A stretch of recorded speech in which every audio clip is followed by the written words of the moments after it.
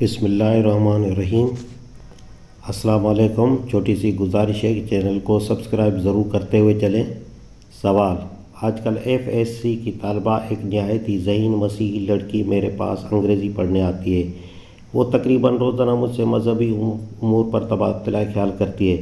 میں بھی اس موقع کو غنیمت سمجھتے ہوئے اسے دین اسلام کی تعلیمات سے روشناس کرانے کی کوشش کرتا ہوں۔ بحمداللہ کہ میں نے اسے دین اسلام کے بارے میں اس کی بہت سی غلط فہمیوں کو دور کر دیا ہے، لیکن ایک دن اس نے میرے سامنے ایک سوال پیش کیا جس کا جواب مجھے نہ سوچ سکا۔ ازاں بعد میں نے آپ کی تصنیف سے بھی رجوع کیا، مگر تاحال کوئی شافی اشارات وہاں سے نہیں مل سکے۔ میری مسیحی لڑکی کہنے لگی کہ میں نے میٹرک میں اسلامیات کے کورس میں ایک حدیث پڑھی تھی جس میں کہا گیا ہے کہ مسلمان چاہے کتنا ہی بڑا گناہ گار ہو، وہ کچھ عرصہ دوزخ میں اپنے گناہوں کی سزا بھگت کر آخرکار ضرور جنت میں چلا جائے گا، مگر کافر ہمیشہ ہمیشہ کے لیے دوزخ میں رہیں گے۔ پھر وہ کہنے لگی، آپ ہمیں بھی کافر ہی سمجھتے ہیں؟ کوئی عیسائی، خواہ وہ کتنا ہی نیکوکار ہو، مسلمانوں کے عقیدے کے مطابق دوزخ میں ہی جائے گا۔ آخر اس کی کیا وجہ ہے؟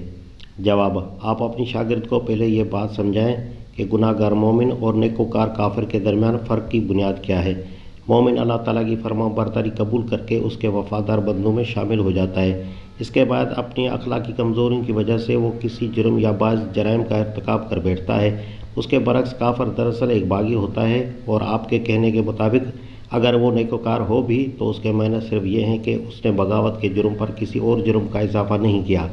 اب ظاہر ہے کہ جو شخص باغی نہیں ہے اور صرف مجرم ہے، اسے صرف جرم کی حد تک سزا دی جائے گی۔ بغاوت کی سزا اس کو نہیں دی جا سکتی، کیونکہ جرم کرنے کی وجہ سے کوئی شخص وفادار رعیت کے زمرے میں سے خارج نہیں ہو جاتا، لیکن بغاوت بجائے خود سب سے بڑا جرم ہے۔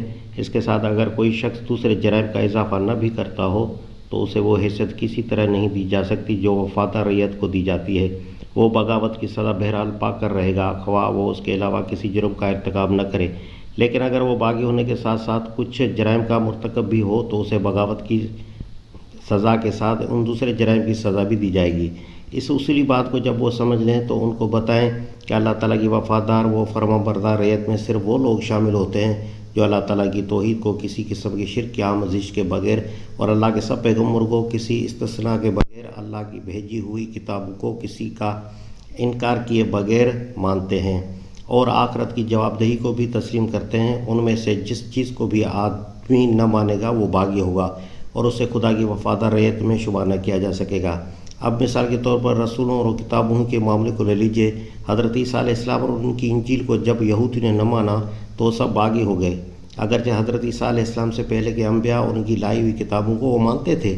اسی طرح حضرت محمد صلی اللہ علیہ وسلم کی آمد سے پہلے تک حضرت عیسیٰ علیہ السلام کے پیرو اللہ کی وفادار رعیت تھے، لیکن جب انہوں نے حضرت صلی اللہ علیہ وسلم اور قرآن کو ماننے سے انکار کر دیا تو وہ بھی باغی ہو گئے۔ مسیح اور انجیل اور سابق انبیاء اور ان کی کتابوں کو ماننے کے باوجود وہ اللہ کی وفادار رعیت میں شمار نہیں ہو سکتے۔ یہ بات بھی وہ سمجھ لے تو انہیں بتائیں کہ اللہ تعالیٰ نے اپنی جنت باغیوں کے لیے نہیں بنائی ہے، بلکہ وفادار اور فرمان بردار رعیت کے لیے بنائی ہے۔